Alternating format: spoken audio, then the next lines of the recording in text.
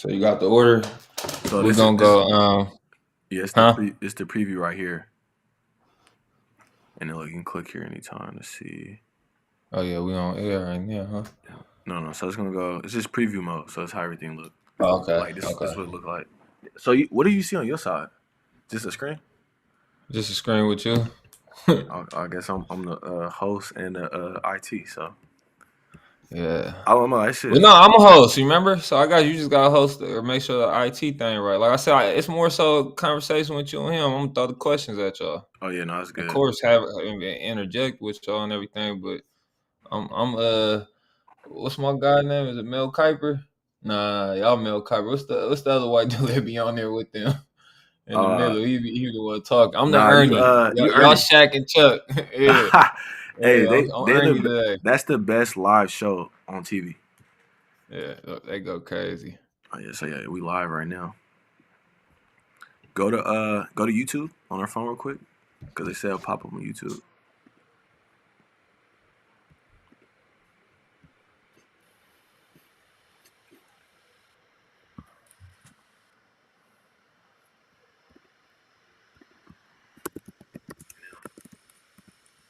Go to YouTube on our phone real quick, because they say it'll pop up on YouTube. Yeah, we live. We're behind right there. Yeah, we live. All right, there we go.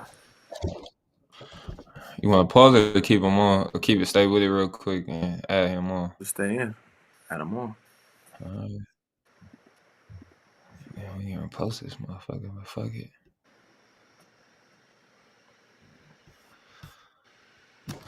Let me see. All right, send me. Is it the same? Do I just send him the same link? Yep, send a link, and we'll add him. It's the oops. Yep, just add him. I already got the slot open for him, so same link.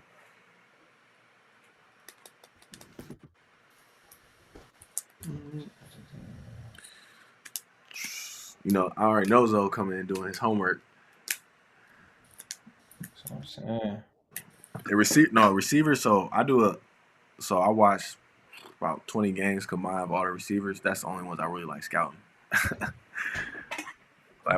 So I'm ready to hop in. I got one. I mean, I know a few names. I got a couple cats. I'm gonna ask y'all some questions on.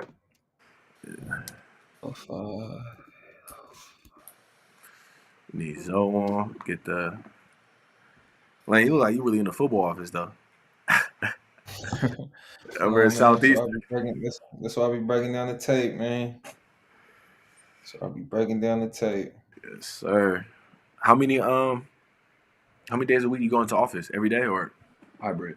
2 to 3 times a week. Oh, that's not I'm bad. probably go in tomorrow. I go to AZ for training next week on Monday, so I might go in tomorrow, knock some stuff out. Okay.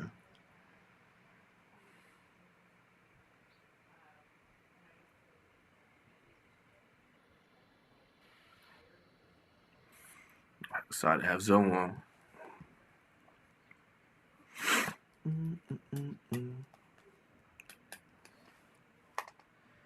Let me go to live on YouTube real quick.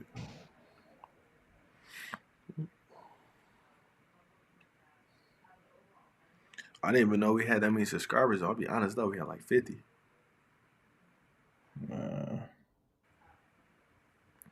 You feel me? On the live, it's just showing you. Hold on. Oh, that's why.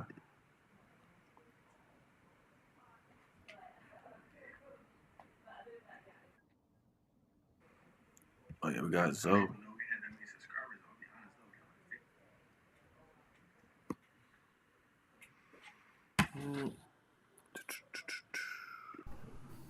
Zoe. Zay, Good to how's see the married life? Man, it's going well. But 6 months in. Why don't see Zoe? You don't see? I see he's on my screen. I can hear him too, but I can't see him. Yeah, I can't see you, D-Lane. Can you hear me? I can hear you. I can't see you though. Share screen. What about now? Can you see Lane? Hang on. Let me see here.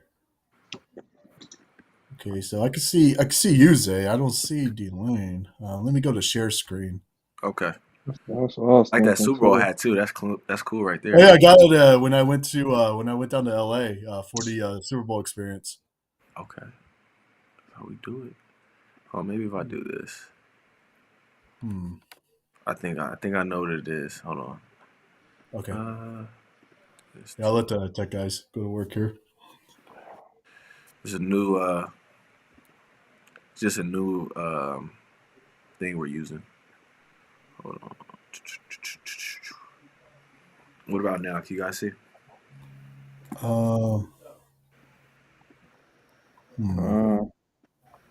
hell? How can we see each other? You can see all. You can see both of us, eh? Yeah. Yeah, it's weird. I can't. I can see you, Zay, but I can't see D-Lane. Don't worry, I'm fixing it right now. Okay, no problem. Let's see what it look like on YouTube. Okay. What about now?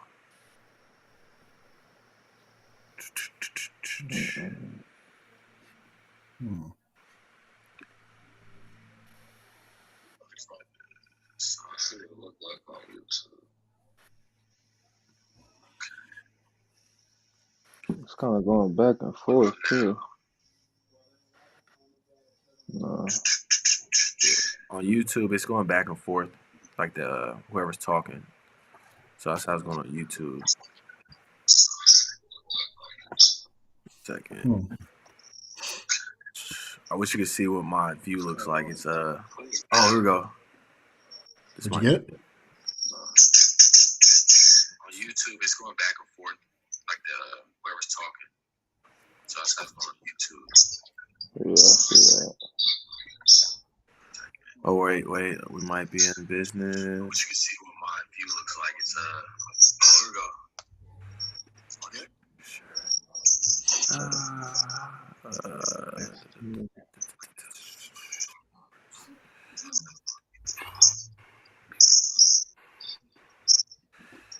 See, this program we done is like pretty. Have you used this before, or?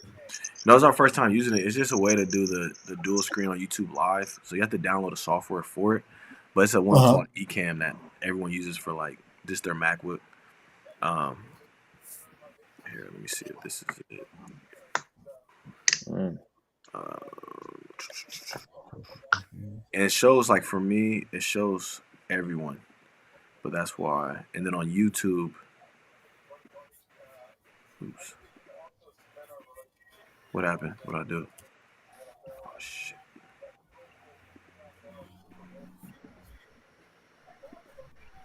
Now it's just my background. Hold on. All right. Let's see, cancel. I know Zoe's like, man, what's going on? All right. We should be. All right, video. Zoe's video, my video, D-Line's video.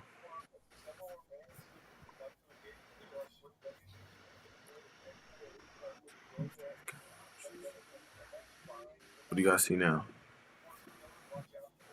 No. Okay, now you're upside down. Then you were sideways. Yeah, it looked like it kind of did some rotating you on stuff. something. You started rotating. Yeah. Do you see D-Line now, Zoe? I still don't. Wait, hold up. All right, I see that there's. Yeah, I still see you, Zay. It says there's only two people on here. Hang on, let me go to. Now? External communications. Yeah, I still don't see them. If you guys go on live right now, it shows both your faces side by side. Yeah. Yeah. I guess it might be just the technology of it. I mean, I'm willing to work with this. So, I mean, I can hear them. I just can't see them. But yeah, that's a big piece though. Facial expressions are. Yeah. Especially if you throw your hands on the table or. Well, Delay's hosting today, so. I got a tendency to go Stephen A, but yeah, sometimes on certain subjects. Hang on, let me go to your YouTube page, 510 Huddle. Let's see. Yeah, if you see the YouTube page, it's gonna show you and D-Lane side by side. Okay, I see D-Lane with his Eagles and his high school stuff, and you throw your hands on the table or. Sneezing out a little bit. I got a tendency to go Steven. Yeah, see, I see. It's crazy. So I see D-Lane on the YouTube one, but I don't see Zay anymore. What? Yeah, it's weird. Oh my! The guy, me and D-Lane both work in tech. It's unacceptable. Man. Yeah, I was gonna let you guys tackle this. So I just ended the live. We're back in preview mode. So should be show scenes in window. You can live interview. So it should be like this. That's Lonzo. Hey, so real quick, regarding the Raiders, I could probably give you like who their first pick might be, but if you were to give me like their entire draft, it's kind of hard on my end. I've been so glued with I've been so glued with the 49ers and Rams lately. And then obviously the whole Deebo Samuel crap that's been going on. That's been crazy. We can talk about that definitely. Yeah, I could definitely I'll definitely give you guys some nuggets there. Like what the latest is, and obviously like we're kind of on pins and needles wondering what's going to happen there. All right. Do you guys see each other now? We're not live right now. It's just Nah. I'm over here trying to YouTube or Google. Is it overlays? What about now? No. I wonder if I could go share screen window. I wish you guys could see my screen because it just looks like me, D-Lane. Does it have the YouTube settings section in the Ecamm Live preferences? Let me go to that.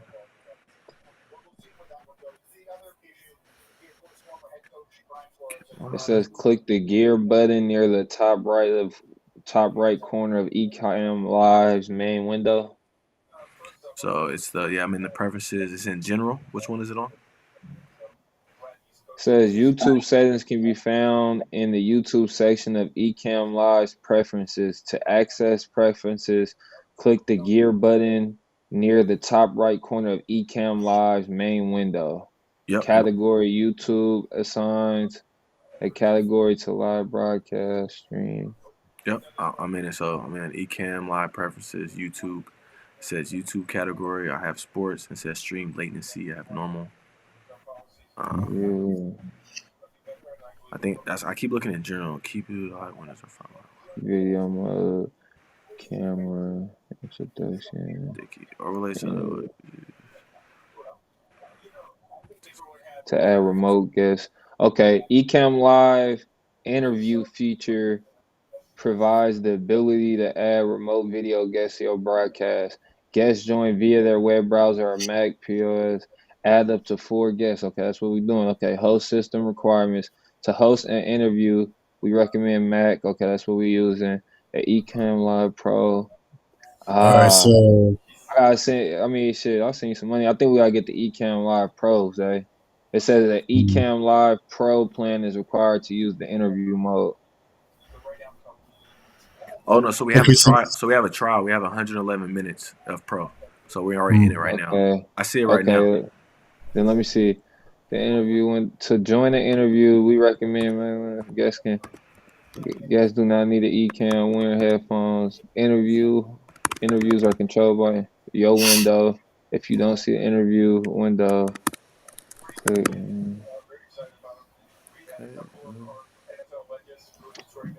So now there's a delay on mine.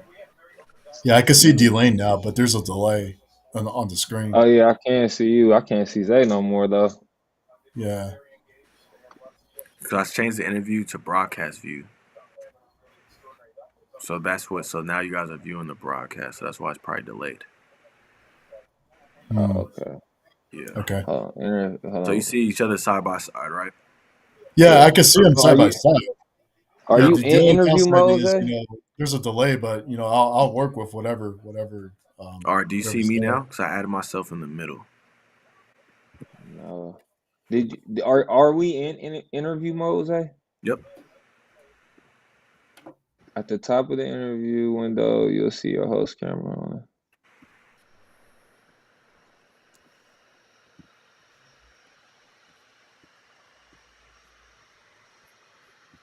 I'll do it again.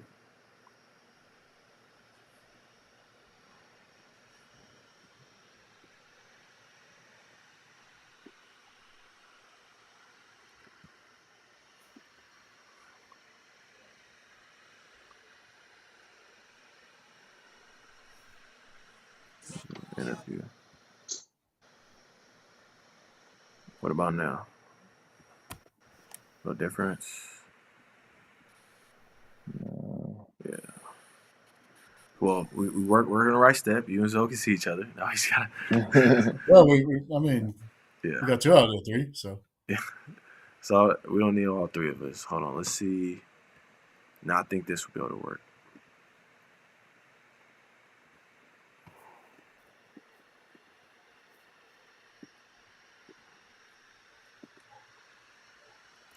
Now? You guys should see me in a quick second. Oh boy, over there working. I'm over here just reading this long ass article trying to find something. So it shows all 3 on my side together. So now let me click this. Broadcast again. So it's the right setting.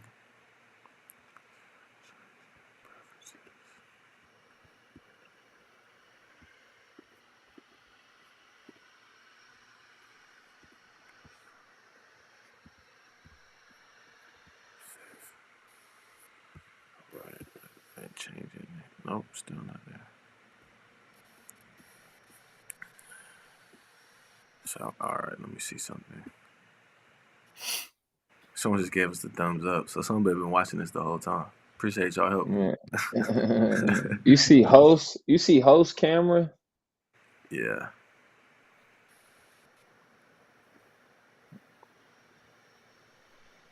Y'all see now.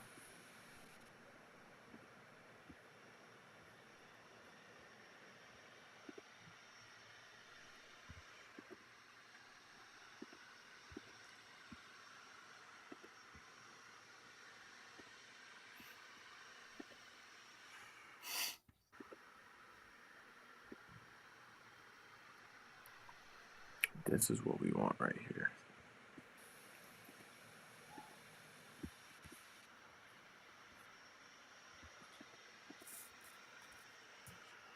Motherfucker just jumping back and forth. That's what you keep seeing on the live? Yeah, I'm looking. All right. It should look like this on the live now. Check again. I know it's a little delayed. That guy Zoe looking good though. Zoe live action of you, Zoe. Yeah.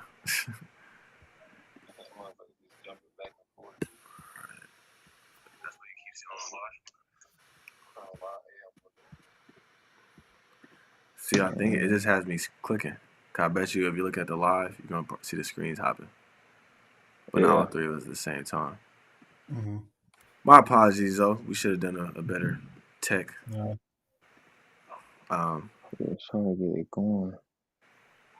Well, here's my question. So when one of us talks, does it automatically shift over to whoever's talking and then it bounces around, or? I'm checking that right now. Okay. It's hard to tell on the phone because it's dragging behind.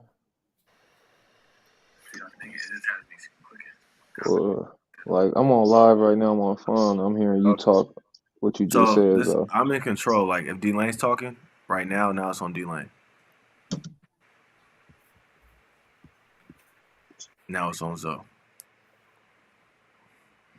So I say D-Lane as the host. I mean, I can answer the question you ask, but like for instance, if you're asking Zoe a question, all I do is click Zoe's screen. He's talking. Gotcha. But I don't. I want all 3 of us. I got Alan. Appreciate you, Alan. That's my folks right there, Sam. Hey, tell them we need some technical help. Man, for real. That's the guy right there. My boy, self-taught master. Oh yeah, so he might. That's what I need to pull up on. I need to come pull up on family. Let me trying to. Whoa, here we go. You see everyone? All three of us. Yeah, I see all three of us. There you go. Hey, this is the most hyped I've been all week. There we go. There you go, Zay. There we We're go. the best My together. guy got it to work. Hey. I think No, it was Alan away. must have clicked something. All Alan right, did. well, nobody does anything else. My boy did something for us. All right, man. Let's kick it off. We got the draft in 30 minutes. Let's kick it off. All right, so And I'm gonna I start. started thinking, should we go into Debo first? Get that out the way? Yeah, let's talk news. Let's talk news. Yeah, we gotta talk news, Yeah. and then I'll we'll direct it. definitely dive into that. So Yeah, start off what you hearing. So as you know, we got a special guest. So we're live right now, or Yep. Yeah, go ahead. Dive in right now into what you know with the whole Debo situation. well, first and foremost, guys, thank you once again for coming, joining us. I mean, sorry about the delays. I mean, these guys are trying, so these just bear with them. Yeah. But yeah, so obviously, like the Deebo Samuel chatter, it's been just engulfing the NFL landscape, the sports landscape in general, and certainly there's a great potential that it could shake up tonight, especially I believe it's about an hour from now, the first pick's going to be made. So here's what I can tell you guys right off the bat. The New York Jets are the most aggressive team toward Deebo Samuel. I mean, as of right now, they're probably like the only potential suitor. They're probably going to be the only one that's going to be like in the running for Deebo. Now, here's the tricky part involving the Jets. What are they willing to give up just to land Deebo Samuel? I mean, there's been the chatter of Elijah Moore potentially being part of this package. Denzel Mims has also been mentioned as a possibility. Then there's also the number 10 pick, which, as you guys know, that's one of the picks that the Jets hold.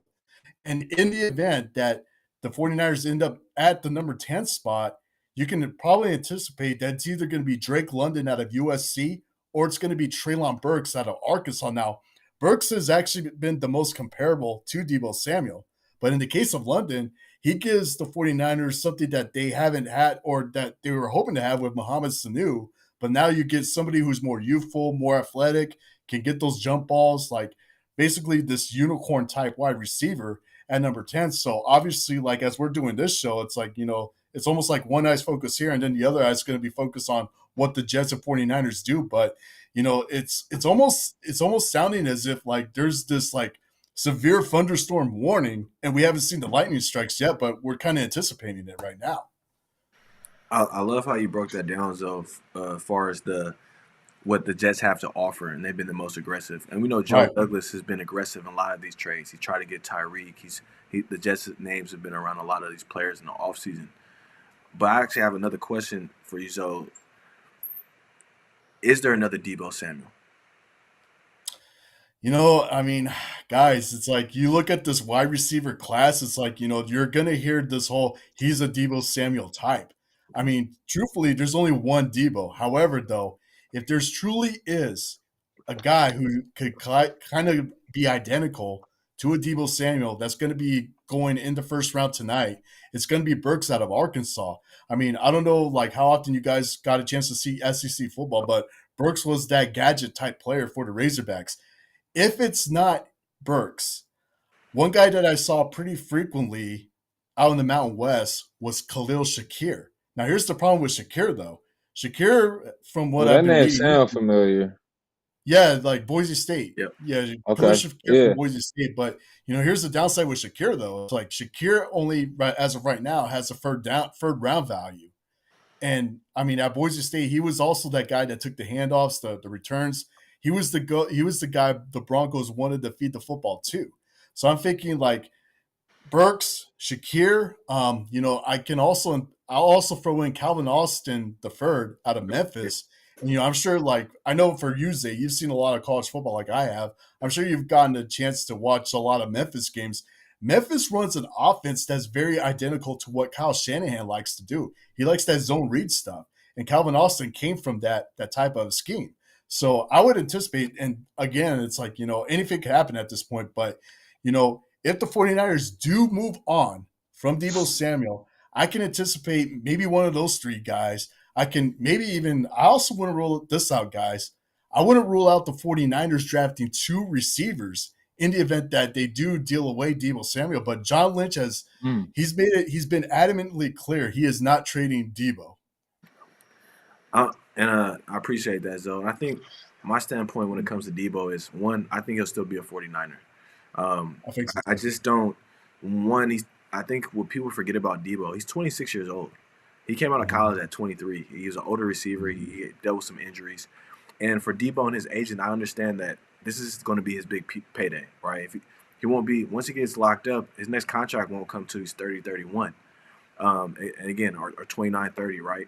Around that age. And so I think Deebo will stay with the Niners. I think the Niners will give him an offer that he's looking for that can help, help change his future. But I will say this. I think the disgruntled of Deebo has came from maybe his agent saying, hey, the Jets will pay you even more. The so-and-so team will pay you even more. And I think someone knowing that you're only going to get one contract, and let's remember, he's only made $6 million total in his career. Mm-hmm. So he's not one of these first-round guys who got guaranteed anywhere from $5 to $20 million depending on which pick you were. So I think Deebo is in urgent getting his money, so that's why you see the unhappiness. And he's hearing what other money other teams would offer him on the free market. Now, from the 49ers, as we know, they extend their players late. It's always around that training camp, right? George Kittle. Right? And we know Bosa, his extension is going to come around training camp. I'm expecting July, right before camp starts. Kittle, same thing with Fred Warner. But remember, they're all in different positions. Fred Warner's a linebacker. So middle linebackers don't break the bank. Same thing with Kittle. Kittle's contract is nowhere insane, right? We see Waller playing on $7 million, right? And with Deebo, we said the receiver money, he is in that. Receivers are that left tackle, pass rusher, quarterback tier now when it comes to money. So I think the situation is very unique, and that's why you're seeing Deebo disgruntled. His age, and what he's done for the Niners, and this is going to be his only big contract. Go ahead, Zoe. And I'll add this too, Zay and D-Lane, that let's face it, the wide receiver market, it's at a ridiculous high right now. I mean, you saw like the bag that Tyreek secured, the bag that Devonta Adams secured, and then Stephon Diggs. I mean, I can't speak for Deebo, but I can almost anticipate that Deebo's looking at that, and he's basically saying to himself, well, where's my share? Where's my bag? Yep, and I agree. And if you're Deebo, Kyle Shanahan has never made the playoffs without Deebo Samuel. Let's not forget that. Well, I got a question to ask you three that I seen Coward talking about. He had a take as far as out of these three young receivers, which one would you actually pay or will be more reliable to moving forward if you pay them right now? McLaurin out of Washington, Deebo, or A.J. Brown? For me personally, I actually like Colin's take as well. I think I would probably take Scary Terry for the long run right now because of what he's shown as far as being the number one with 3-4 multiple quarterbacks. An organization that's in a shit show since they drafted him and before they drafted him, from ownership on down. And he's just been a constant professional. Hasn't missed many games in this 2-3 year. This is third. All those guys, it's their third year, right? Are going into their third, fourth season. Yeah, they all came in the same class. Got you. So out of those three, what about you guys? Who would y'all pay the bank right now to, as far as you believe that he'll be the most reliable moving forward for you right now? So go ahead and answer that question first, but I want to add a name to that because they were the same class in DK Metcalf. Go ahead, Zoe. Right.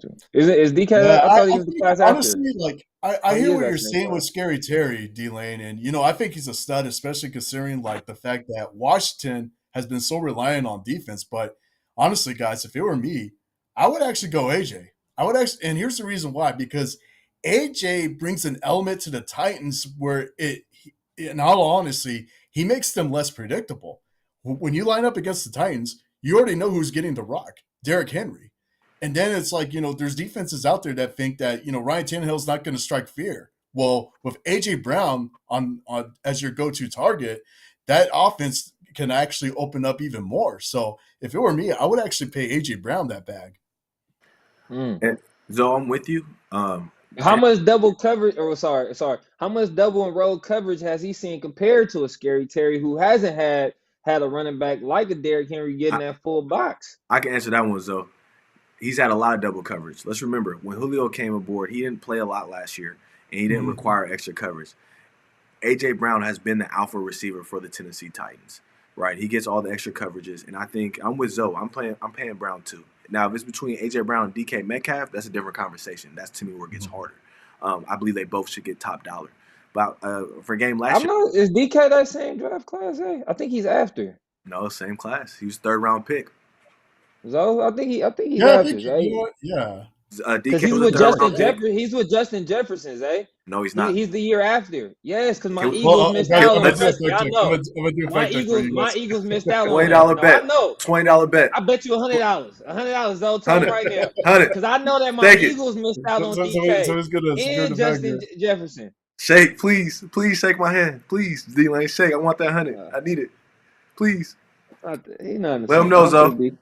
2019 draft. For who? That's the 2019 is Devo's draft, AJ's draft. I know my Terry- receivers, Lane. Terry- I sleep breed 2019. receivers.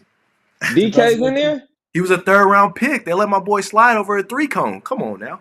Yeah, number 64 overall. Yep. And that's the same one Justin Jefferson's in as well? No, he's 2020. Justin Jefferson is a freak. You think he's been in the league that long?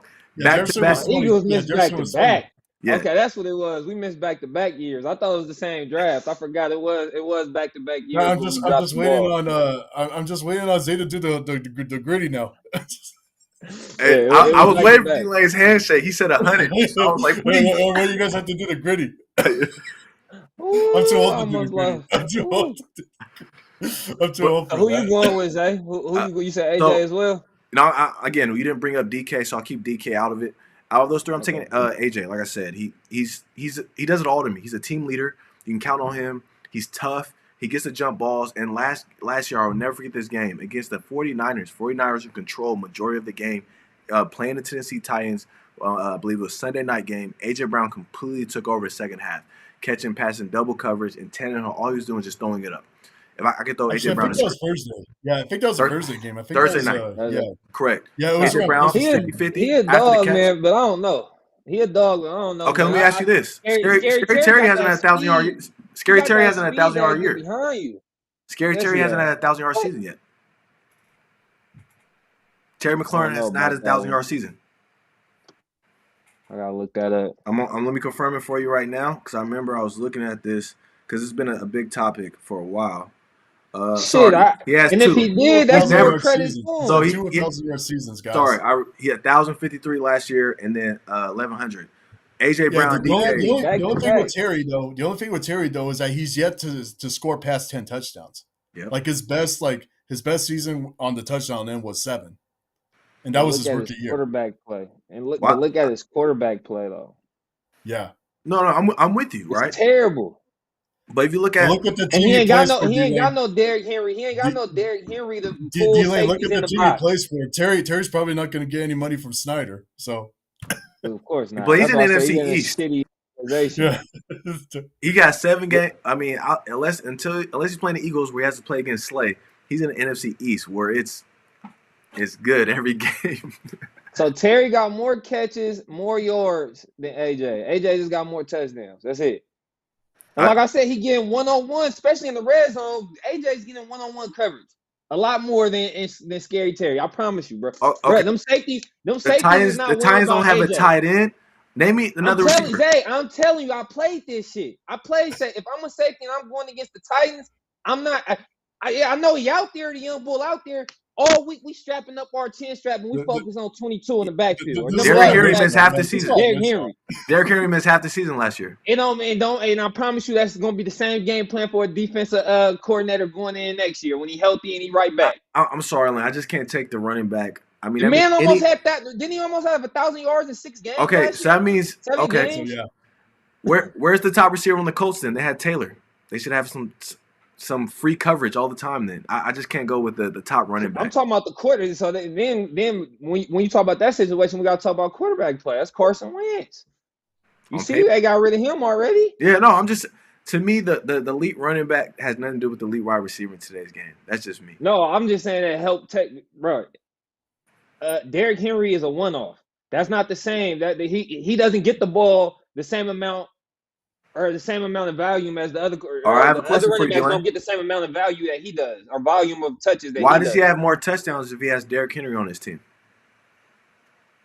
I just told you he's getting more singled up one-on-one coverage, especially low in the red zone.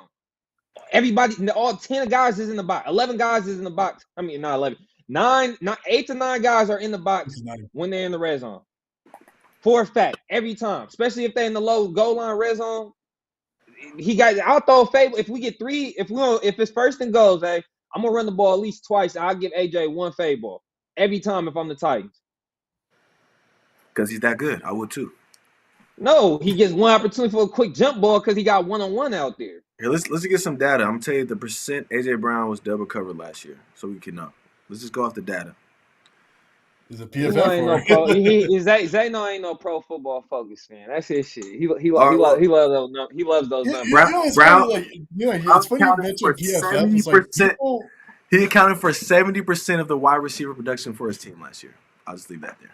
it's funny. Like whenever I use like PFF in my stories, like there's like that's when the most hate occurs. But I look at it like, well, you guys are reading it, so that's why I purposely put it in. It's like it gets your analytics attention. plus eye test. I like to talk about the game I watched where you dominated, where I seen AJ Brown literally win games by just taking over, and then mixed with the analytics. So he counted for 70%. Although I'll also add this, and I know this is kind of off topic with the whole receiver thing, but I'll add like one name who literally scoffs and has a disdain for PFF, and that's Jalen Ramsey. Oh yeah, I know he hates it. Ramsey. I mean, PFF listed Darius Williams ahead of Jalen Ramsey. Yeah, and Darius Williams, as you guys know, was the number 2 corner on the Rams. Yeah, it's a question like what Ramsey did give up 3 touchdowns in the playoffs, but again, Jalen Ramsey is guarding the best receivers every single week. My thing with PFF is this: I like PFF for game analytics, like how many times this person covered, not the rate players. Oh, no way in hell to rate players. I think they had I mean, I'm a Raider fan. I love Matt Max. He wasn't the best pass rusher in the NFL last year. He was top 5, definitely one of the best. Myles Garrett, Robert Quinn, Bosa, they were dominating. So that's just, again, the PFF rant. Yeah, I like the whole, the coverage snaps, and, there's the coverage snaps. There's the number of times targeted, or, like, if you're looking at offensive line, how many times they pass blocked and, like, how many pressures they allowed. That stuff I can do. But, like, the whole, like, player rankings and stuff, it's like, it's like sometimes I feel like they need to be drug tested or something. I think all football people agree on that. For sure. And my last since we're talking Niners, let's stay there real quick. We just talked Debo a little bit. Let's talk a little bit about that or Jimmy G, and then we'll talk a little bit about that draft needs. Yeah. Jimmy G's getting released, staying on the roster. What's going on, fellas? What do y'all think they do? Trey starting game 1? I'll start this with D-Lane. I mean, John Lynch has also made it abundantly clear that, he wants to keep Jimmy G. He doesn't want to release him. But, there's a new team. I'll add this. There's a new team that's starting to surface at the last minute. It's the Houston Texans. Now, I guess they're not Davis Mills. I like Davis Mills from last year. I actually thought, looking at Houston last year, I know the record didn't indicate it, but David Coley, to me, and that team, they overachieved. They overachieved considering their circumstances. And, they overachieved with Davis Mills. I mean, it was almost like he had to grow up really fast. And now I get like the whole like new regime coming in. Well, Lovie Smith was already on that coaching staff, so he should already have a sense of familiarity with Davis Mills. But now it's like, I mean, I guess they're just like already getting ready to throw the panic button. Now, Jimmy G, I'm sure you guys know, Jimmy G's name was also mentioned with the Carolina Panthers. Here's the problem with that, though. The one guy they would have gotten probably in return is Christian McCaffrey. The problem is Carolina overpaid Christian McCaffrey. And then the situation becomes, you trade Jimmy G and like Carolina has to take like whatever's left of that contract. Well, Christian McCaffrey, like the 49ers are in a situation where if they take over McCaffrey's contract, they're going to be cash strapped. And so like outside of McCaffrey, like maybe another name you could think of is Brian Burns. Well, you lose Brian Burns, like Carolina loses their defensive captain, their defensive leader. So it's a very tough spot. But, I would probably say percentage-wise, I would say like there's 60% of me that says Jimmy G and the Houston Texans might be the best possibility. I like that, Zoe. I'm gonna push back a little bit here. I think Jimmy G will end up being released, and the reason I don't know why would you pay him $27 million if you're gonna trade for him. Second piece is he can't. Again, the injury to me is huge. He can't throw until late June, early July, so he's not going to be part of OTAs. He's not going to be in the building. I mean, he'll be in the building, but he's not going to be participating. He's on the field learning. Also, I don't think people understand if I'm a quarterback that needs a veteran, Baker Mayfield's cheaper by almost $10 million.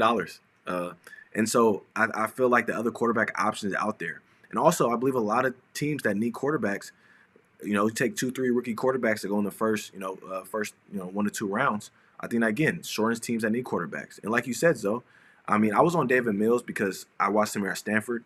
I thought he was incredible. His only problem was injury. If he didn't have injuries, he would have been a first-round pick in last year's draft. That's the only thing that derailed his college career because he was a top recruit out of high school, has size, easy throw of the football. If you see last year, the game, I mean, he was one of the better rookie quarterbacks in his situation.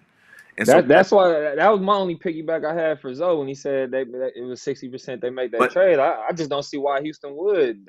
I feel like Davis has higher upside. True, but that you have to. I mean, to Zoe's point, I mean they have Patriots GM, old GM there, who was part of bringing Jimmy G in, and also with new coach, right? Coley's not there, right? So I think if they don't think David Mills is maybe this is our future. But yeah, I'm with you, Zoe. I think if he does get traded, it's the Texans. The Panthers doesn't make sense from a financial standpoint. And then also, I believe Baker Mayfield. If you are a team like, we have to win this year, I'm fired. I'm rocking with Baker Mayfield because Baker Mayfield came in and showed like, hey, if you have a decent roster, I can help the Browns make the playoffs once. Now, is he his true long-term answer? I don't know. But so I'll add this too, Zay. So with Carolina, so it's pretty apparent that, and we're going to learn this like in another 30, 45 minutes, they're going to go with a quarterback. Now, we've already ruled out that Baker Mayfield's not more than likely is not going to head there. Jimmy G, we've already ruled him out. So now we're looking at either Kenny Pickett or Malik Willis going to Carolina. Yeah. And we'll hold that. We're going to talk about quarterbacks in a second. But are you both 100% set on Trey starting game 1 next year? Oh yeah, I'm on board. I think you draft a guy that high, and like from every story that I've written, everything else that I've read into, it's like the 49ers are already transitioning into the Trey Lance era. And even if you keep Jimmy G, it's like, well, Jimmy G's in a situation where, with that shoulder, it's like, he's going to miss out on throwing during the OTA period and, the whole offseason period. So Trey Lance is going to one-up him right there. But just, everything that I've read into, the 49ers are going to pivot over. It's going to be the Trey Lance era. I don't know how you don't start Trey 1 week 1. He mortgaged the future for him. The time is now. The NFC, there's probably 4 teams that are worthy of making the playoffs next year based off talent. And keep in mind too, guys, like the 49ers, like they went to the NFC title game with not so stellar quarterback play.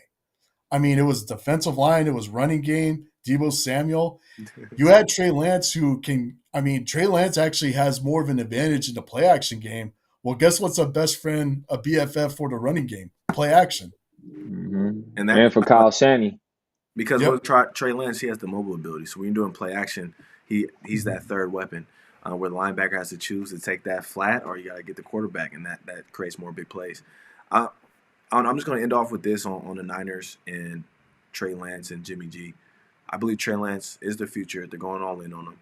And I believe Jimmy G, it's going to be hard. I think they're not going to want to admit this, but I believe he will be released in the summer.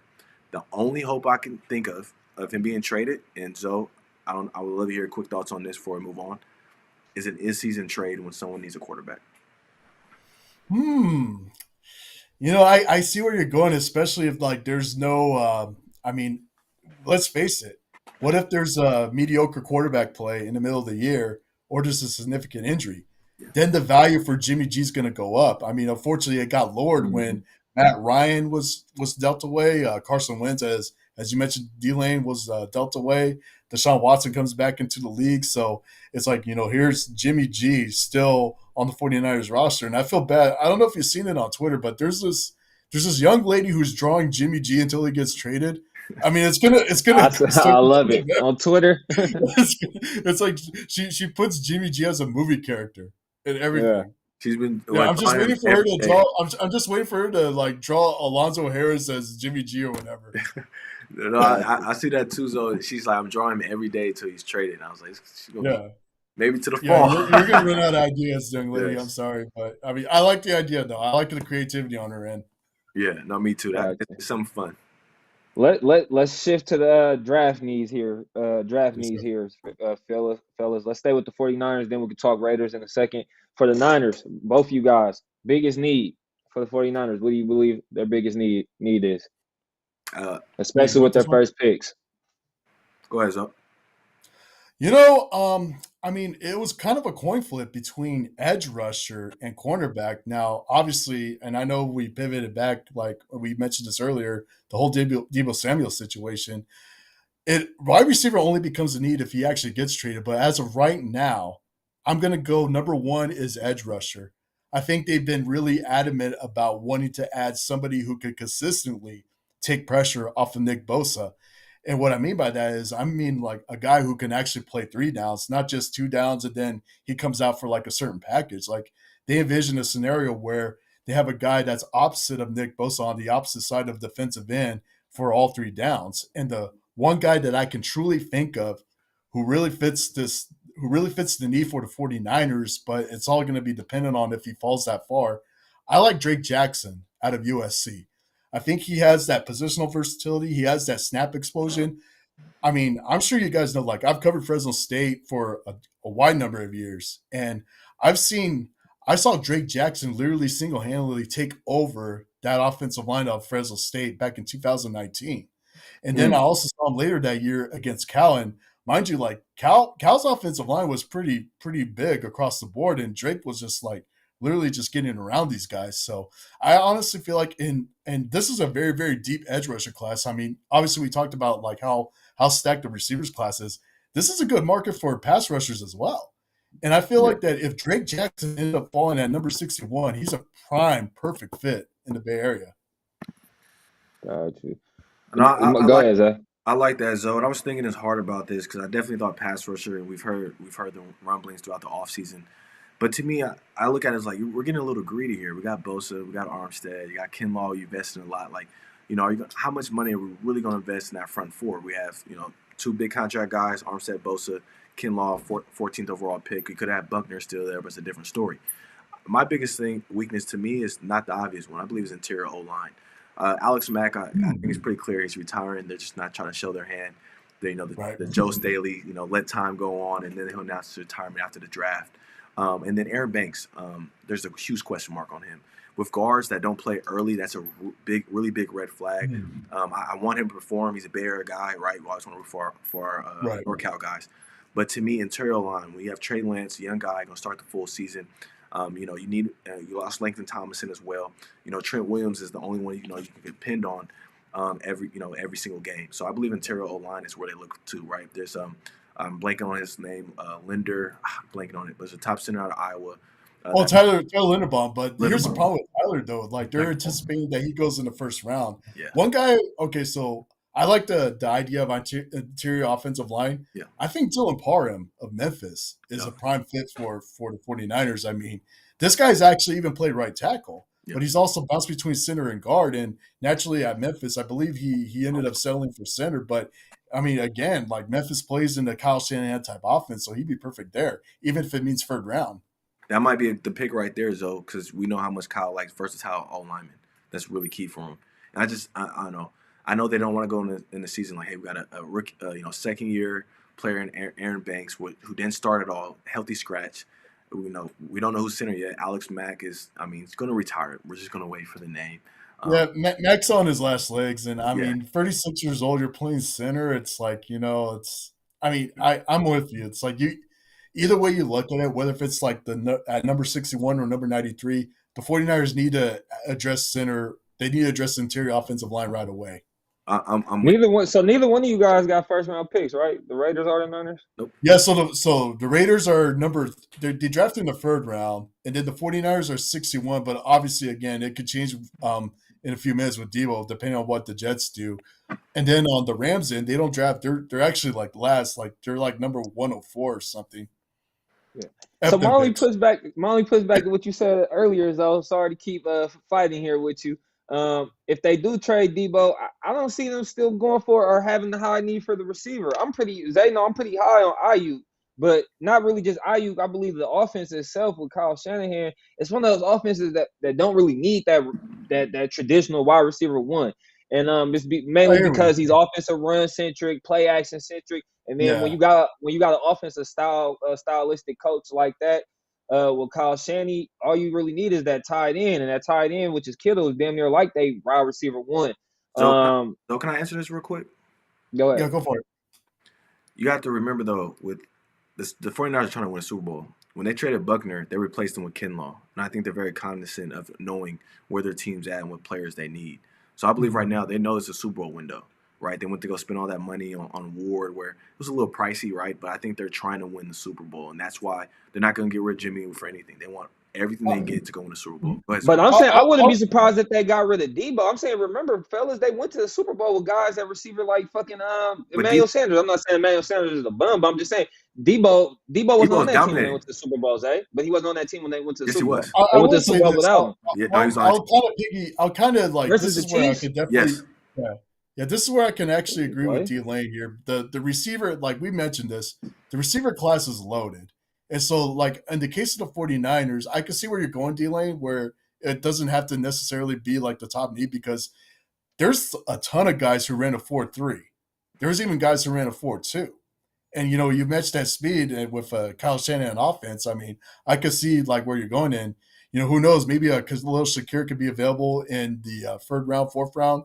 Velus Jones out of Tennessee was also mentioned as a possibility for the 49ers. He actually visited the 49ers facility. So, you know, obviously a lot can go down like between now and, you know, who knows, maybe 8 p.m. tonight. We'll see. I'm with you. And I hope Debo, I mean, you saw Debo play 2019, right, Lane? I think the COVID season throwing you off. Probably, yeah. Because he came in. I forgot they drafted him with Nick Bosa. Wasn't he hurt that year? No, that was 2020. He got hurt with Jimmy G. He played like that was the following year. That's the following year was when Bosa. I do not remember that. I do not remember that boy in the Super Bowl at all. I do not remember Debo in that Super Bowl though. So he picked it up late in the season, and you saw he almost had 1,000 yards his rookie year. But we won't spend too much time there. But yeah. Got you. So offensive, defensive focus at the end of the day. I'm kind of shocked. I know Zoe touched on it for the Niners early on in his part, but I didn't really hear neither one of you guys say the need for that defensive back still or that corner. I know they've been searching for that throughout the Kyle Shanahan's tenure as well.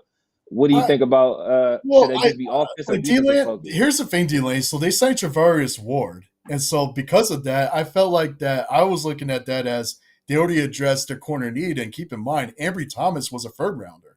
And then you also have Emmanuel Mosley. He was actually putting together a Pro Bowl caliber season before his injury.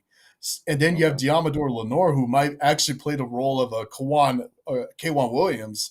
So, I mean, I just look at it like, I mean, I can see where you're going, like with like the need because of what happened in the NFC title game. But, you know, I mean, there's probably going to be like a Zion Mccollum, who I'm going to get into a little bit later, who might be available in the third, fourth round. You know, there's also like Jimmy Ward up in his years. Well, Jimmy Ward could still play at a high level, but you know, as far as corners concerned, it's like, well, I mean, this is a pretty solid group of corners. It's like you can actually get away with not getting a Sauce Gardner or Derek Stingley. For sure, these guys. The current collection they got right now with Ward on, I just feel like they're a bunch of high end tools. Like I like the is Mosley number 4? Yeah, Mosley's. I ended up liking Mosley. I ended up liking Mosley a little bit last year, but I don't really see that guy out there at corner for them in the back end. And Zay, you know, we kind of touched on it after the Super Bowl when we seen Ramsey's playoff performance, and we seen Cooper Kupp and performances, and OBJ's performance in the Super Bowl before he got hurt. And one of the things I know we came away with in the podcast after that was just saying at the end of the day, we realized 3 things throughout this playoff. You need a guy at quarterback that can pull the strings at QB.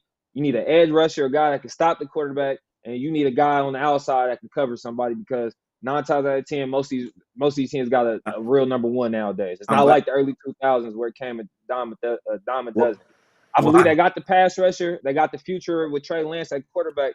I don't believe they got the guy that can cover somebody on the back end. I see what you're saying, D-Lane. I think because every NFL constructs their teams different ways, right? We're in a salary cap league.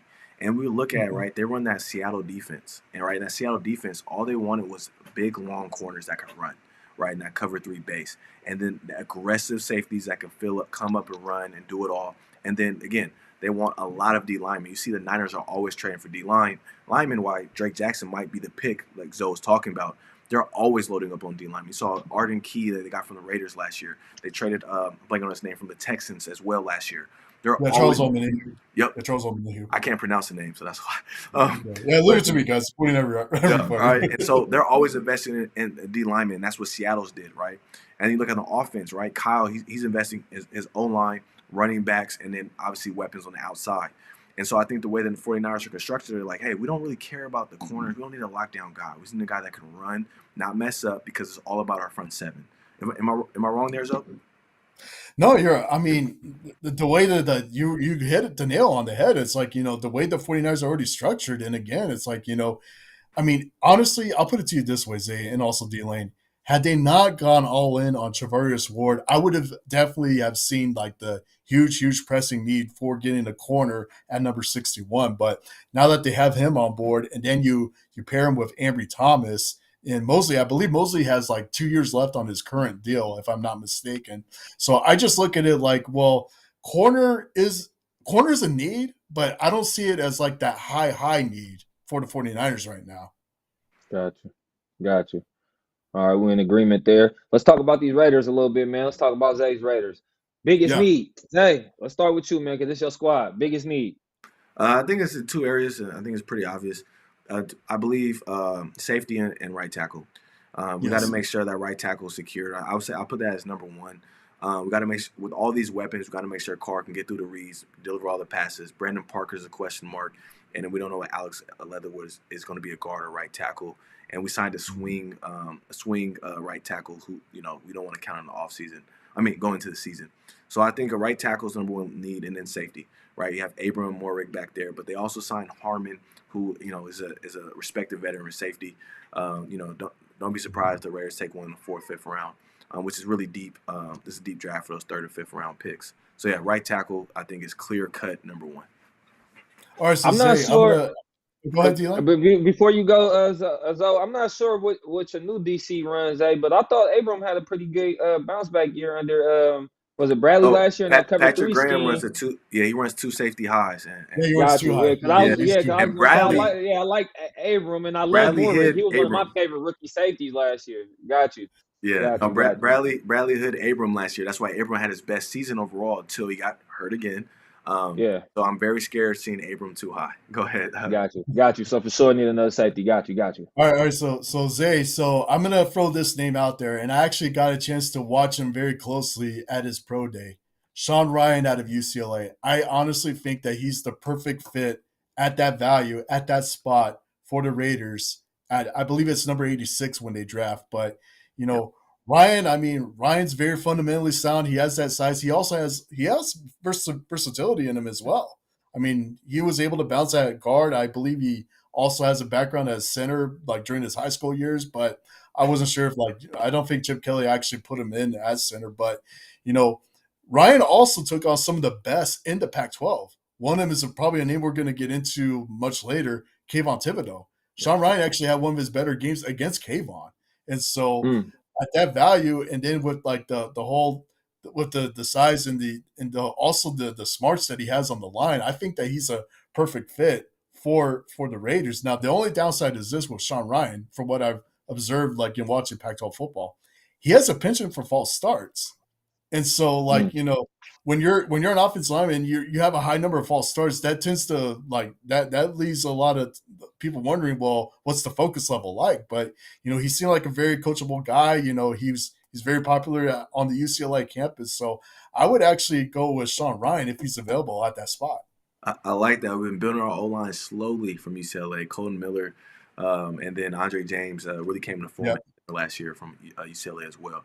So I think Chip Kelly and them, they recruit their own low linemen.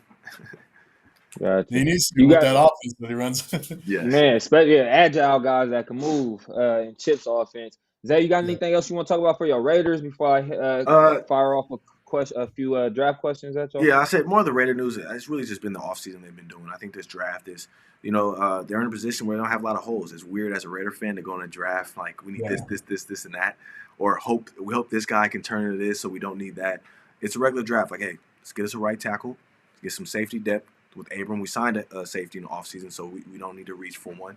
And then fill those depth positions. I think. It's the first time in a long time the Raiders have depth. Hey, Zay, real quick, I want to ask you this. So what's your take on receiver? Do you think the Raiders need a draft receiver, or are they pretty set there? That's a great question. I thought about that, and the number one issue I keep thinking is like, who's going to stretch the field, right? And I know we signed just blanked on his name, number 11 from the Chiefs this offseason. Marcus Robinson. DeMarcus Robinson, thank you. To stretch the field, and then we also have Brian. Hands are shaky. He can run though. His hands are shaky. But to me, if you have an elite number one like Devontae Adams, and an elite tight end like Waller and Renfro, you can get an average guy to take off the top, right? You can get someone in training camp to come in. You can scheme that up. Yeah. You can scheme that up with guys like that. Y'all don't have Zay Jones back? Sorry, no, he sounds like y'all don't have Zay. Okay, cool. So I started thinking about this a lot more on your end, Zay, and also I speak of this as a Raider fan as well. I started thinking if the Raiders go with a guy who's like maybe not like a trending name, but he does fit like that stretch the field kind of need. I started thinking Denny Gray out of SMU. I mean, he's pretty solidly built, yeah, and I've seen him like really stretch out DBs, especially what's actually a much more competitive AAC conference than what people envision. So I could definitely see maybe Denny Gray like as a fifth round guy. I'm with you. Keep a lookout for Tyquan Thornton. Thornton, the kid from Baylor. We all know that Al Davis loved his speed, guys. So the ghost of Al Davis might. And the Raiders brought him in for a top 30 visit. So I think just a name to look at. I'll throw one more name. I'll throw one more name today. Romeo Dobbs out of Nevada. I mean, he's another field scratcher. He's another guy who's also starting to climb. Maybe he goes third round. Maybe he goes as low as. See, part of the reason I think he was so good because he had a guy like Carson Strong. And he might not even go first round. Yeah. That's what's crazy. Yeah, I don't have much to say about the Raiders lane. I think we touched it. Yeah, the 49ers stole the draft and all this drama the last I would say we could dive into the Rams, but it doesn't help when the GM says F them picks. Yeah. Exactly. To end it off, D-Lane, we should just go through I know we prepped a little bit. Zoe, your top positions, for QB, receiver, and pass rusher. Yeah. Yeah, so it doesn't matter the order or let's start with quarterback. Yeah. So my top guy right now, and I want to remind the folks out there, it's like there's no such thing as like that perfect prospect. I mean, every guy's gonna have their flaws coming in, but when I look at a guy like Kenny Pickett, I feel like that he's at the top of my list because he's the best pure passer. But here's another thing that I look at with Kenny Pickett. And this is something that I feel like we need to take into account when we look at college quarterbacks. How are they in big games? How are they when like the game's on the line and it's third, fourth quarter, they need a big play? I saw a lot of big plays out of Kenny Pickett, especially toward the end of the year in leading Pitts. So I feel like with that kind of field swagger, I put him at the top of my list. Now, number 2, Malik Willis. I love the ceiling that he has. I know that people are going to argue, well, he was a 1 year. Hold on. So before you go on to your next guy, each guy give us his best landing spot in a player comp. Well, yeah. So thanks for reminding me.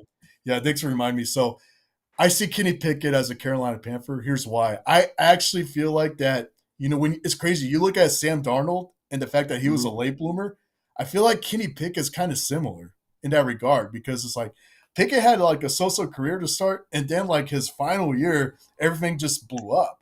And Darnold was like that as well. And it's crazy with Darnold, even thinking back to his high school career, like he was another late bloomer. So I feel like that Kenny Pickett, if Carolina does go quarterback and he's available, I think he's the best fit there. Gotcha. Okay.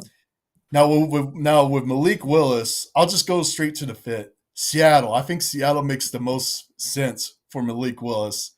I just feel like that he's kind of like a Russell Wilson, but an inch taller. One thing that I actually caught out of Malik is that kind of like in the mold of Willis, he there's no design runs with him. He actually runs when he needs to. He actually runs when when things just break down. So that's what I was able to catch out of Malik Willis. Now, obviously, there's the accuracy concerns with Willis, but I feel like that he could be coached up. So I see him going to Seattle. Now, third one, this was hard for me because I had to decide between these two guys, but I honestly feel like Zoe, before you say your third one for both you guys, I've heard a lot of things as far as Malik Willis, as far as not polished or he has high upside, but he has some things to work on. Is it just only the thing you just said as far as is the accuracy concerns? That's about it with him? I think it's his accuracy, like his deep ball touch, like there's that concern there. But I mean, again, it's like, I feel like if you put him in Seattle and you have him with Lockett and DK, it's like, it's going to be smooth sailing for him easily. Gotcha. Now, my third, it came down to either Matt Corral or Desmond Ritter. I'm actually going to go with Ritter, and here's the reason why. He's another one that's kind of like Willis, where he only runs when he needs to, but I also like the poise and maturity that Ritter has. I mean, he doesn't seem like the guy who never gets too high or too low. The knock on Corral is that sometimes he plays with such an edge to where it's like he literally explodes, and it's almost like you're dealing with Baker Mayfield or you're dealing with a Johnny Manziel. And so I feel like that Ritter to me seems like he's more the safer bet compared to Matt Corral. Now, as far as Fitz concerned, I mean, excuse me, guys. It's kind of hard to say Ritter's not going to – I don't think Ritter's going to be a starter right off the bat, but I could see maybe he could go into Pittsburgh and he could compete with Mitch Trubisky there. I think that'd be a good place for him to start. Okay. Zay? I like those things. So I have two of mine are the same. My QB1 is Malik Willis, and it's strictly because he has, to me, the best physical attributes in his draft. And to me, if you were high on, let's say, a Trey Lance or a Mond last year when he went to the Vikings, I think you'll be high on Malik Willis. I've watched, obviously we watched a lot of them. Kevin Shaw was one of his receivers, from the Bay Area. And I think Malik Willis can do it all. And I love his character. Character to me is number one from a quarterback.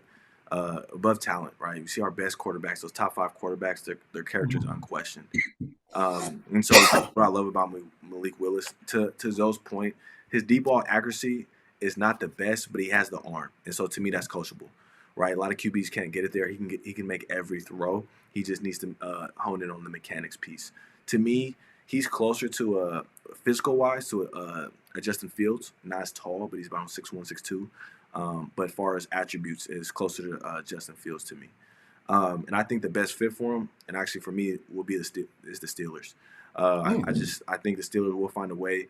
He might come right to them, but I think Malik Willis, I'm not sure he'll be the first quarterback taken, but I think he'll be a great fit with Mike Tomlin, that offense with Najee Harris. He'll have time to develop because they won't be dependent on him, right? We saw last year with Big Ben. Big Ben did not have to do anything crazy outside of the offense, run the offense. You got playmakers on the outside. I think it would be a good fit. QB2? My QB2 is going to shock some folks. It's Carson Strong. I love Carson Strong. Ooh, okay. He's that's the Nevada kid, right? Yeah, Nevada. Yeah, the Bay Area guy too. Yeah. He's high school. 6'4", 220, can make all the throws. Again, I'm bad with names. Zoe was talking about one of the receivers. I remember he popped because I was watching Carson Strong. Carson Strong can put the ball anywhere. I think the downside with Carson Strong is in the durability piece. Right. But I think, again, to me, he's this year's David Mills. So if you like David Mills not this player comp, same type of player, but with similar play style, accurate with the football. I think is mature, can come in right away. The problem was, just like David Mills, constantly hurt in college, right? And that's always a red flag. Now, what people have to remember is if your quarterback constantly hurt, unless you're not Power 5, these quarterbacks aren't playing against with great O-linemen. And I think a lot of people forget that.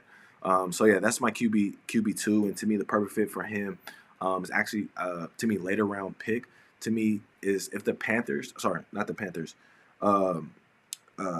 the Panthers don't pick a quarterback at number 6, I think he will be available late.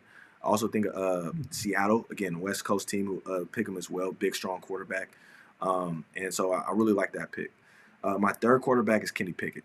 I believe Kenny Pickett, he's the most accurate quarterback in this draft. Let me put it that way. Most accurate, ready to play, and super tough. I think he brings an attitude to his game that can help teams win. And what he did at, I think, Pitt, and just uplifting that team. Now, I know you mentioned Desmond Ritter. He was a close one. To me, it was between Desmond Ritter and Kenny Pickett for me. The reason I like Desmond Ritter is what you said. Once you have any type of – if I know your character isn't pristine, I'm off from quarterback, just because you have to be the CEO. You have to have the same type of maturity as the coach, head coach, offensive play caller. That's one of the reasons. I think Desmond Ritter has the great physical tools, but I just can't see it long-term as successful for quarterback. That's just me. And like with Corral, it's like, I mean, I'm not knocking Corral. I mean, he's a very dynamic guy. He was perfect for that Lane Kiffin offense, but it's just like, unfortunately, that attitude, it's going to rub off a lot of NFL teams. But, like even then, it's like even in high school, because he played out here in this area, that attitude also was ultimately his downfall as well. He also had the lowest Wonderlic score. Yep. Yes. Fellas, can you hear me? Yep. Yeah, I can hear you. Sorry, I have a phone call come in. I'm pretty safe with this question because first pick is about to be in, and we all know it's not a quarterback being taken because they do have a young stud in Trevor Lawrence. So let me ask you guys this, since you both just gave us your top 3 quarterbacks. Who do you guys both believe is the first quarterback off the board? I'm going to say Kenny Pickett. Okay. I like that. Kenny Pickett. What about you, Zay? I'm going to say Kenny Pickett, too, just because I know NFL coaches, they want ready-made quarterbacks. And if you watch Kenny Pickett, they don't want to hear about growth, development, traits. Carolina. So Carolina for you, too, Zay? I know. I'm going to say Carolina. Yeah, I'm going to say Carolina for you, Zoe? Zay? If you see the pattern of Matt Rule, he doesn't just go high-trait quarterbacks. So I'm with you. All right, the pick's in. Let's see. Pick's in. Let's see. Who we got? Kayvon Walker. Yep. Weapon? Trayvon Walker. Kayvon Walker. Big surprise. Walker. Okay. Man. Yeah, game changer. How y'all feel about that? Go ahead, Zoe. Guys, I mean, it's just so weird to figure out the Jaguars. It's like you think that they have their eggs in one basket for a left tackle, but then you remember they got Walker Little. And then you thought that it was going to be Kayvon, and just imagine him being paired with Josh Allen, who's almost similar.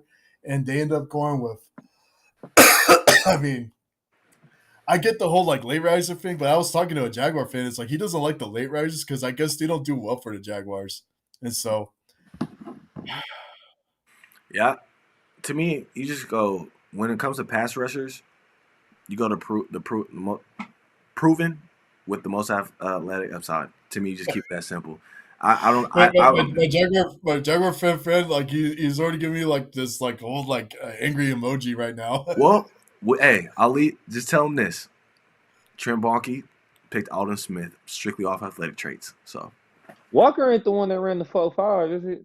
He ran faster than 4.5, I think. Did he? I thought Davis was the one that ran the 4.5.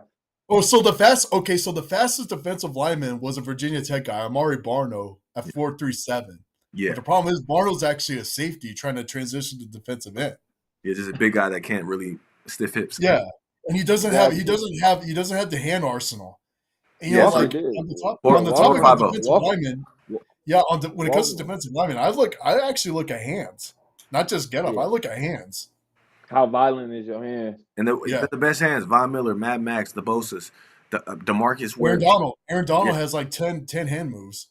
I mean, even back Walker, to Dwight Freeney. I mean, the hands. See, I see Aaron Donald practice on Swiss Army knives and shit, deflecting knives. I seen some training video of him doing that shit. If you could practice against knives, you could practice. I mean, going against a 350-pounder just became way too easy for you. I say, Zoe, just to wrap this up, man. I just want to hear your top receivers, and we'll head out and get cozy for the draft. Yeah, this is the receivers one's hard because, again, this is a deep class, but I'm going to go in this order. Drake London is my top guy. I actually would have loved to see him in Jacksonville just to give Trevor Lawrence that tall, physical freak.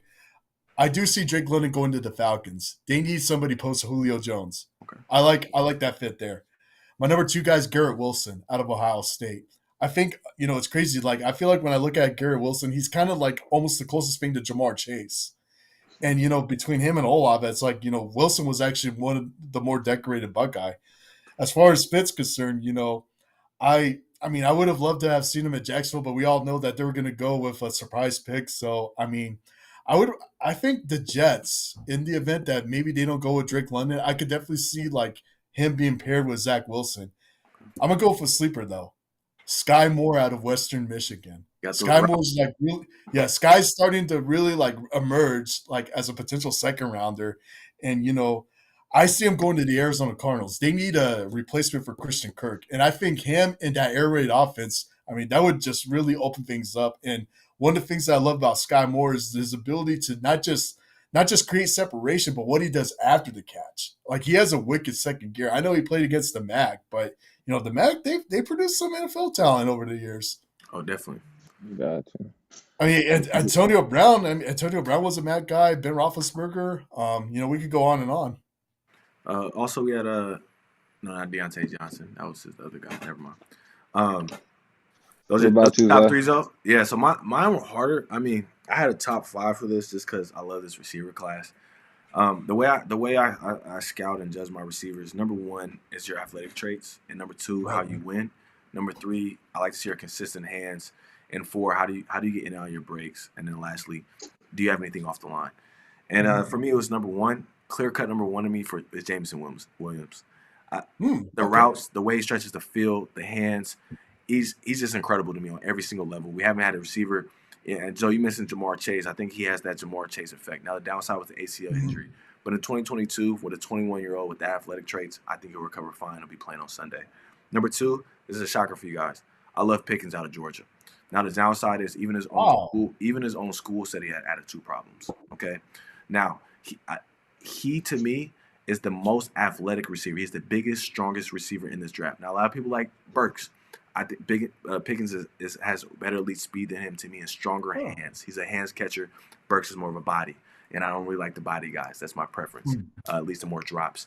And so with Pickens, he's one of the most athletic receivers. If he did not have attitude issues, he would be talked about with the Jameson Williams and the Drake London. And then my third is Drake London. And now what I want to say about these 3, to me, they're almost like 1A, 1B, 1C.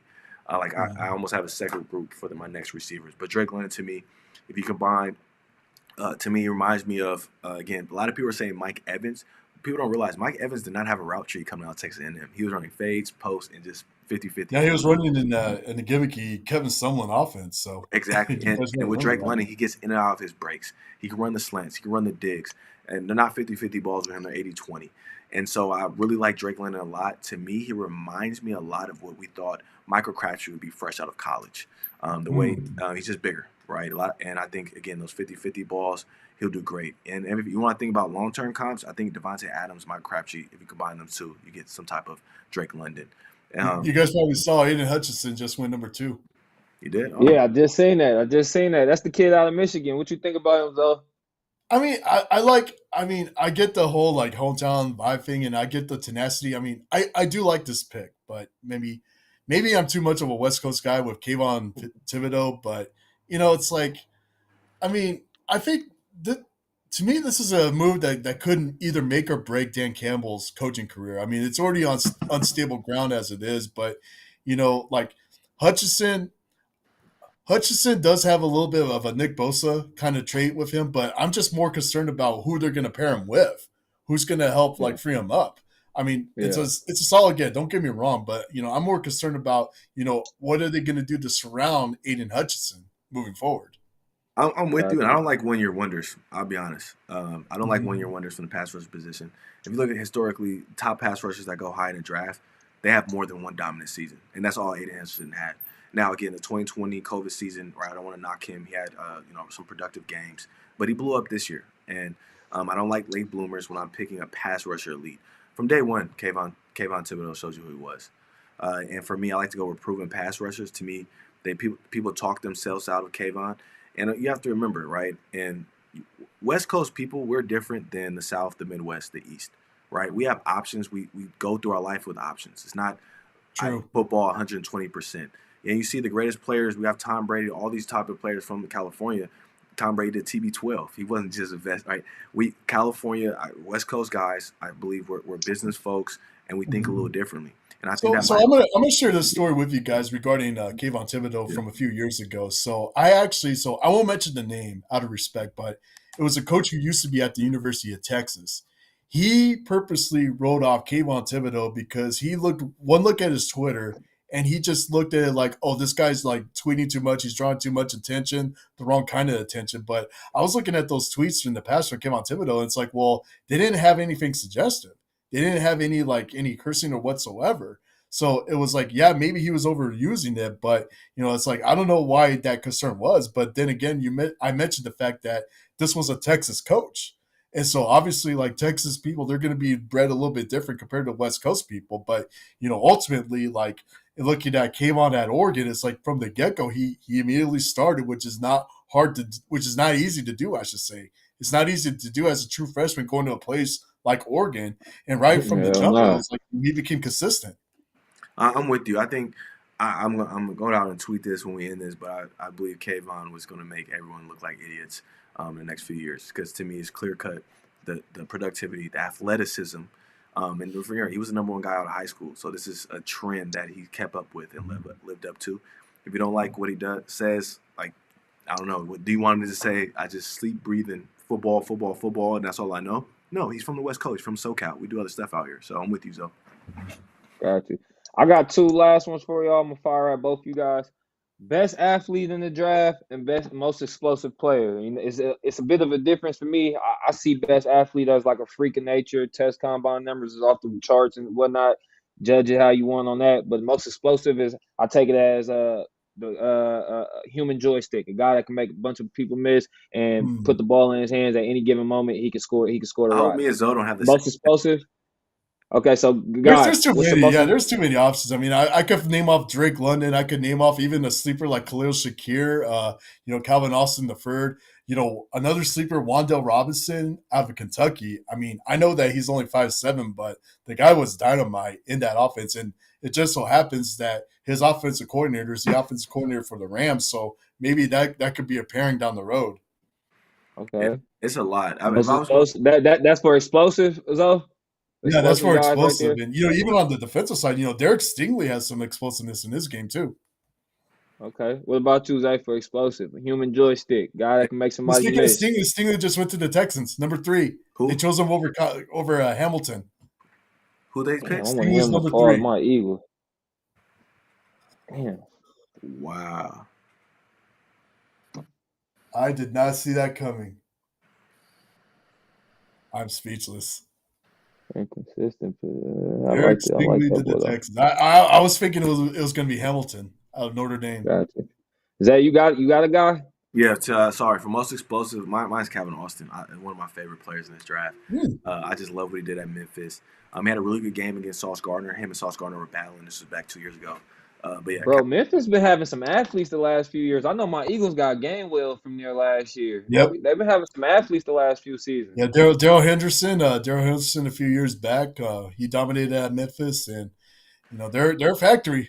And I'll say my athletic freak. I mean, to me, it's Jordan Davis. I mean, I think that's unanimous, right, Zoe? Across the board. Yeah. Big boy,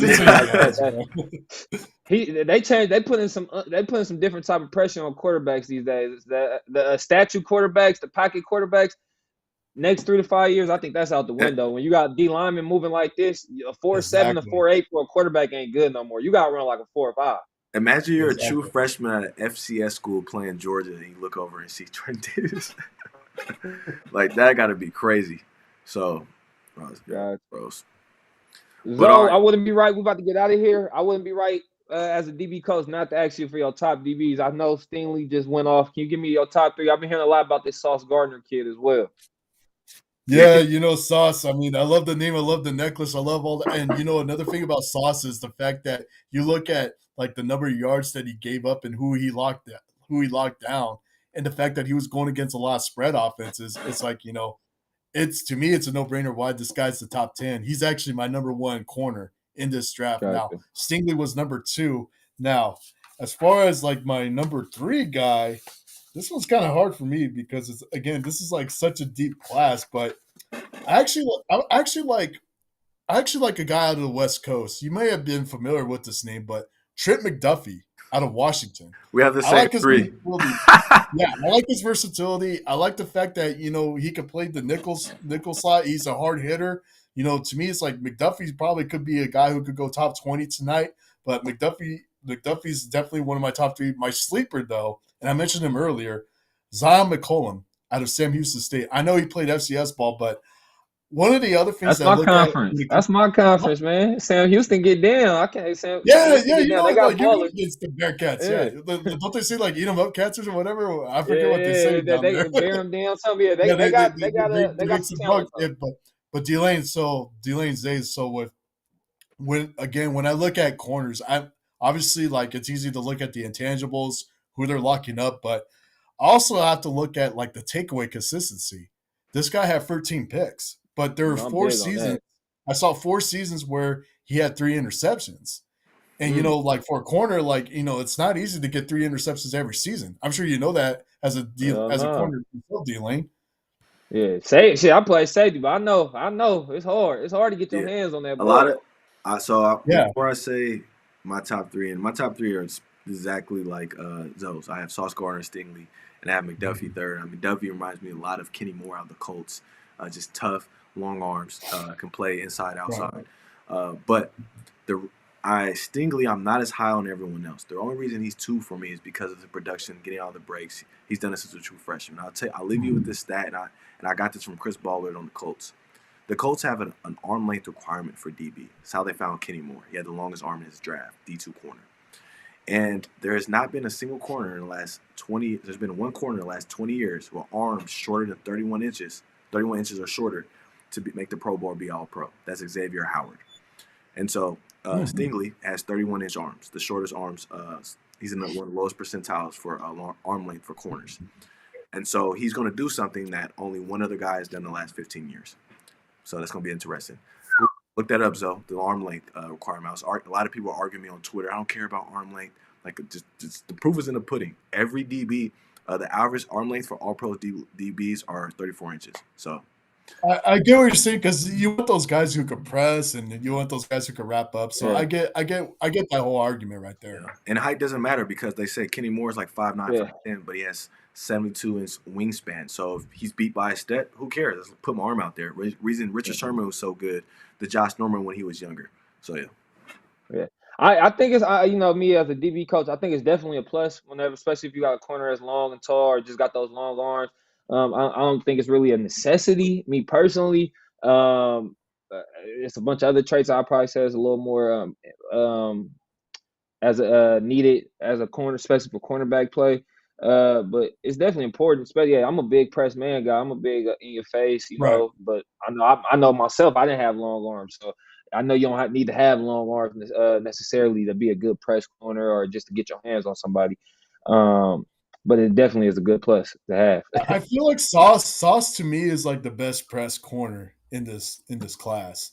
And again, it's like, people can knock like the American Athletic Conference as a non-Power 5. Well, it's almost like they're a closet Power 5 conference because of like the quality of talent that you see out of UCF, out of Memphis. SMU's been on an uptick lately, and the fact that their offenses are so passer friendly. And so I feel like that's one of the main reasons why a guy like Sauce Gardner is a top 10 guy. And then also the fact that he went against Notre Dame and had one of his better games against Notre Dame. And he had a good game against Alabama in the playoff.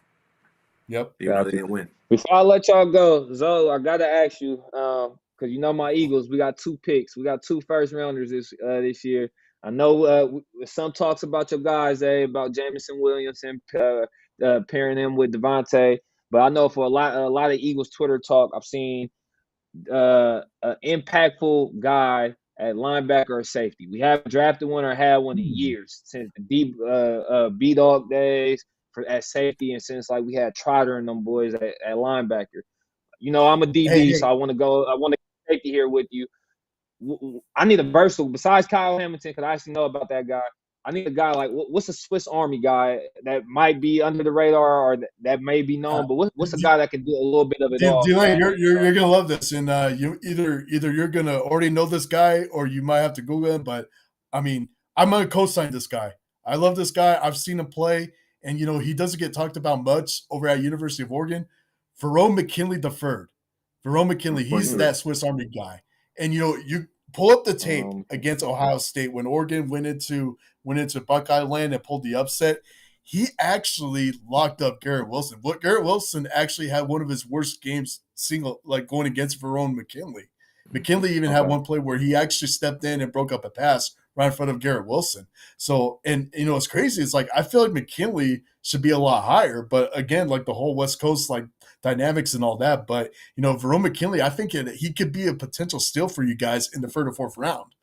I agree. Okay, I'm an Oregon fan. And then the Ducks and Eagles, they're kind of like cousins. So exactly. I'm a deep dive and check him out. What's your take on the kid out of I know he's the defensive player of the year in that conference over at Baylor, the safety at Baylor, the Jalen kid.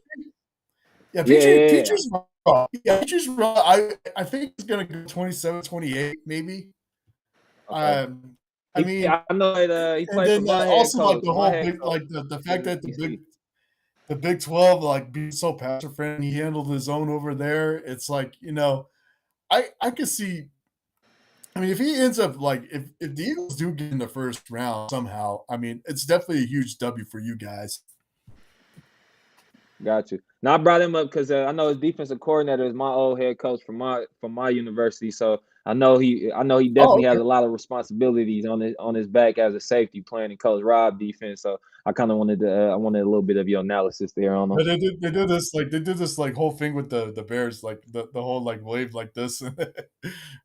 Yeah, the bear front. Coach Rob love that damn. Yeah, the Sikkim, the whole Sikkim thing. Yeah, the bear Sikkim. Well, I got this is a good I know you're a DB guy. This is a damn good DB class. It is, honestly. There's a lot. I mean, it's like you could get like either a game changer like a Sauce Gardner or a potential steal like a McKinley or a McCollum. I mean, this is like this is a good market for DBs. Okay. Well, I'm gonna hit both you guys up out there. I'll see who my Eagles get, man, because we need a damn impact. Yeah, so the Jets got Sauce Gardner at number 4. I know he wasn't dropping. Hey, Robert Sile, I know he banged the table. Get me a long corner in here. He loves his long corners. Hey, Saleh got his Sherman, so yeah. So no, Sauce Gardner's gonna do great with the Jets. That boy. Hey, we're gonna see right away. Tyreek Hill. That's gonna be tough. Oh, he's gonna be nice. Yeah, he's gonna be nice in that cover 3 system. Perfect system. Yeah, right perfect now, system for him. Yeah, no, Sauce to me is gonna be the best corner, but we're gonna see. A lot of people, I'll tell you, draft. I'm leaning Sauce. I'm leaning Sauce over Stingley. I mean, I know Stingley has the bloodlines and he played in the SEC, but Sauce is he has such an edge to him, and the fact that a lot of guys who go to Cincinnati, they weren't really all that highly recruited. Yep, that's true. So I'm with them. We had I wonder who his agent is, because his agent got him up there iced out, Zay. Yeah, I kind of want that necklace. Who the Giants get? I would love if I got on a call with Zoe and seen him iced out. Man. But yeah, I'm about to. Hey, it's draft time. I appreciate you coming on, Zoe. Your wisdom, your thought process is always great. Always learn something new every time. Now we got the setup going. Hopefully, we do more of these. Yeah, definitely. We gotta get you on after. Can we get you on after? I'm usually one call away from you guys. This was definitely it's always a blast to be on this show with you guys. I mean, I'll be honest, I get all these offers from different people, and don't get me wrong, there's some of it is enticing, but I just feel like I'm more comfortable on certain shows, and this is one of them. West Coast guys, we just vibe out. We're good. We gotta get you on after the draft too, Zay. Oh yeah, you got the. I need. I mean, 5'10" huddle, and I got a 5'10" representative and too short, and then I also have E40. So I love it. 707, 510-707 on the mat right there. Yeah, to represent. All right, well, Yes, let's get sir. We cozy gotta for get the we gotta draft. get Zoe on, Zay. We gotta Yep. get him on after the draft too. Yeah, we'll do a recap next week. Yeah, let me know, guys. Let me know. All right. Appreciate you, Zoe. Okay, all good, Zoe. Appreciate you, All right, baby. guys. All right, guys. All right. Be blessed. Take care. Take care.